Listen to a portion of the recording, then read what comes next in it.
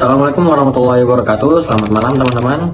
Kami dari kelompok yang akan mempresentasikan hasil analisis film Bumi Manusia karya Hanung Bramantyo yang diadaptasi dari novel legendaris karya Pramudia Anantatur. Selanjutnya kita masuk ke pembahasan tentang pengertian film. Film merupakan salah satu bentuk karya seni dan juga media komunikasi visual.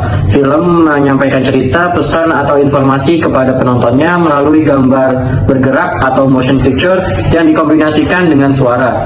Media ini tidak hanya digunakan untuk hiburan, tetapi juga bisa menjadi sarana edukasi, penyampaian kritik sosial, hingga pelestarian budaya. Film biasanya ditayangkan di layar lebar seperti bioskop, namun sekarang juga bisa dinikmati melalui media digital seperti televisi atau platform streaming. Berikutnya kita akan membahas tentang fungsi film. Film tidak hanya berperan sebagai media hiburan, tetapi juga memiliki banyak fungsi penting lainnya dalam masyarakat. Di antaranya yang pertama hiburan. Fungsi paling dasar dari film adalah menghibur dan menyenangkan penonton. Yang kedua ada edukasi. Film juga bisa menjadi media untuk memberikan pengetahuan dan nilai-nilai moral. Yang ketiga sosialisasi budaya. Lewat film kita bisa mengenal norma, kebiasaan, dan budaya dari masyarakat tertentu. Yang keempat, dokumentasi. Film berfungsi untuk merekam peristiwa sejarah maupun kehidupan sosial yang terjadi di masyarakat. Yang kelima, kritik sosial. Banyak film yang menyampaikan pesan-pesan atau protes terhadap isu-isu sosial seperti ketidakadilan atau ketimpangan. Yang keenam, propaganda. Beberapa film dibuat untuk menyebarkan ideologi atau membentuk opini publik sesuai kepentingan pihak tertentu. Lalu yang terakhir ada ekonomi. Film juga merupakan bagian dari industri kreatif yang mampu menghasilkan keuntungan secara finansial. Selanjutnya mari kita bahas tentang jenis-jenis film.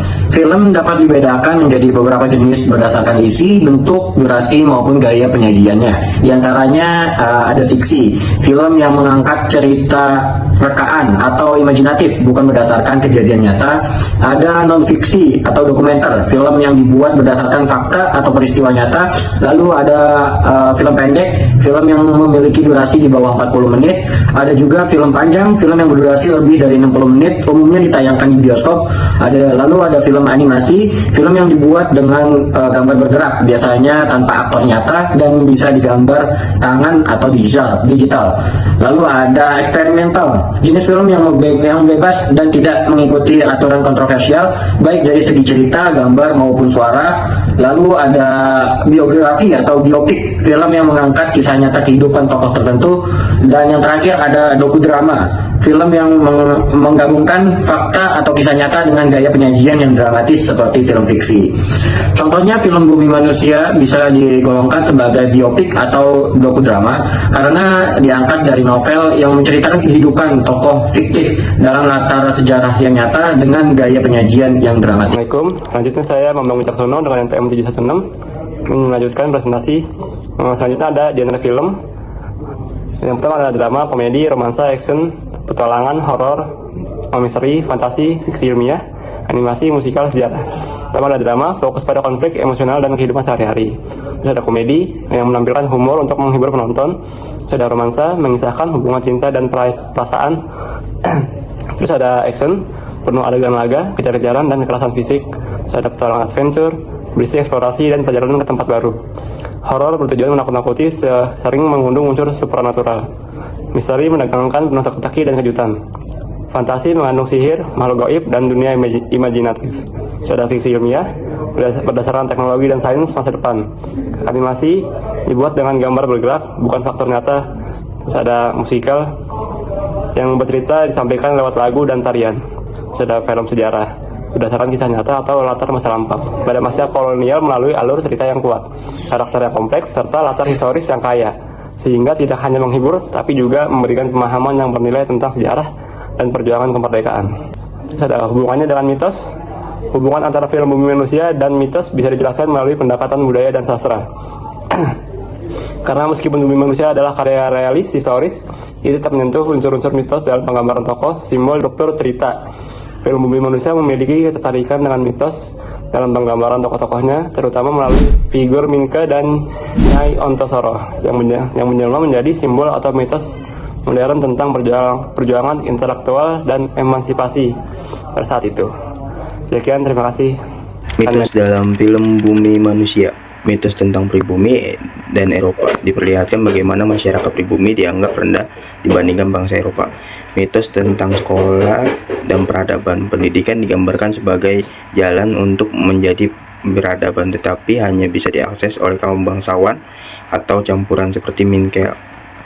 Mitos tentang sekolah dan peradaban, hubungan Minkel dan analisis menggambarkan bahwa cinta bisa melampaui batas ras dan kelas, namun tetap tidak luput dari sistem kolonial dan yang menindas. Mitos tentang pahlawan intelektual. Minkel sebagai tokoh utama adalah gambaran intelektual pribumi yang bangkit melawan ketidakadilan dengan pena dan bukan senjata.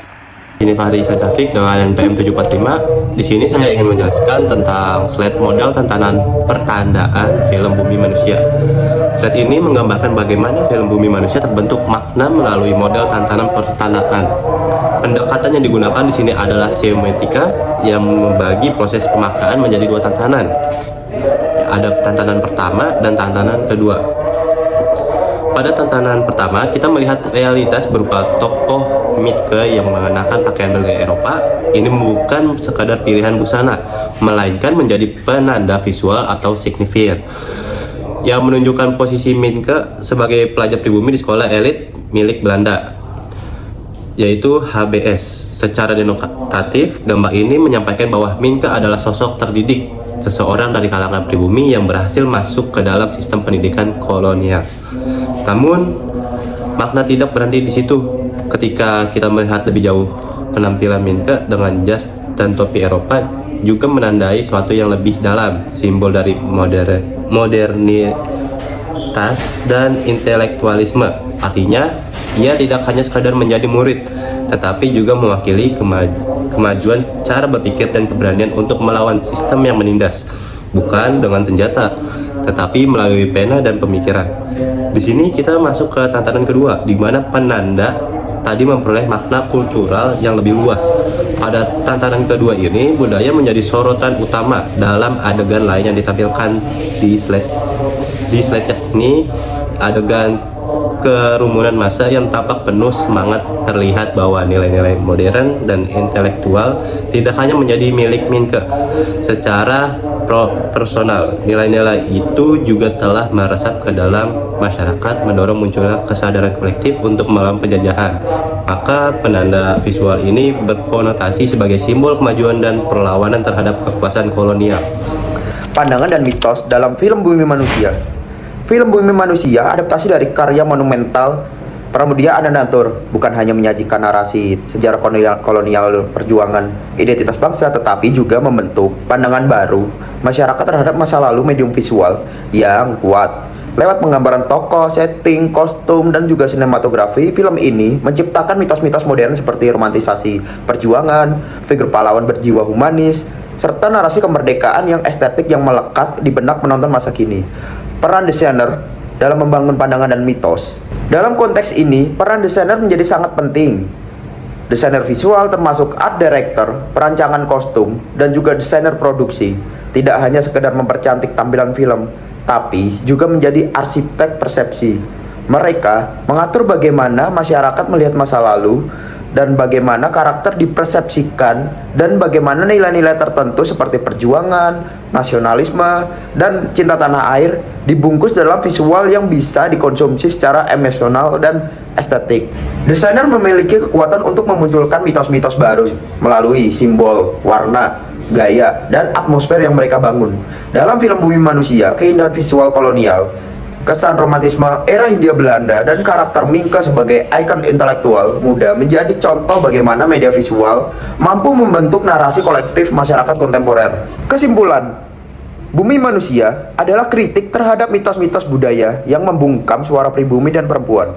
Film ini bukan hanya tentang cinta, tetapi tentang perlawanan terhadap sistem nilai yang timpang, sekaligus menciptakan narasi baru atau mitos baru tentang pendidikan, harga diri, dan kebebasan.